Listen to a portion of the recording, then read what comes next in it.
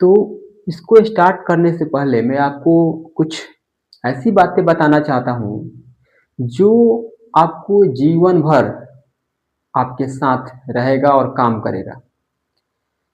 मैं ये बताना चाहता हूँ आपको कि क्या आपने देखा है कि गाड़ियों में ब्रेक जो है, वो किस लिए दिया जाता है? आप लोगों को लगता होगा कि गाड़ियों में ब्रेक जो होता है, वो गाड़ी को रोकने के लिए दिया जाता है। यानी कोई भी व्हीकल्स है, उसमें जो ब्रेक है, उसको रोकने के लिए दिया जाता है।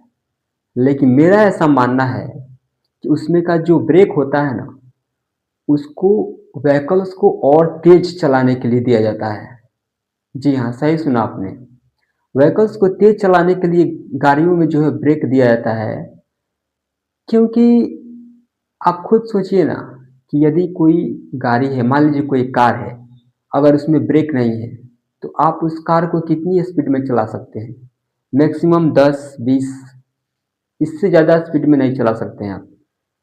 आप बिना ब्रेक के चला ही नहीं सकते।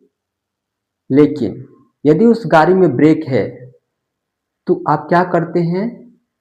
क्योंकि आपको पता है कि उस गाड़ी में ब्रेक है, इसलिए आप उस गाड़ी को 80, 90, 100 और 120 के स्पीड में चला सकते हैं।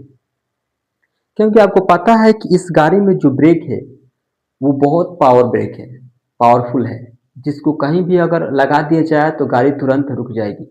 ऐसे ही हमारे जीवन में भी होता है।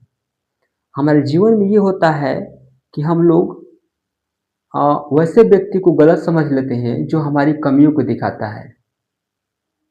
याद रखिएगा, जो व्यक्ति आपके कमियों को दिखाए, अगर आप में वो कमी है और उस कमी को सुधारने का प्रयास कर रहा है, तो मानिए यकीन मेरा कि वही है आपका सबसे अच्छा मित्र, वही है आपके लिए सबसे बड़ा व्यक्ति।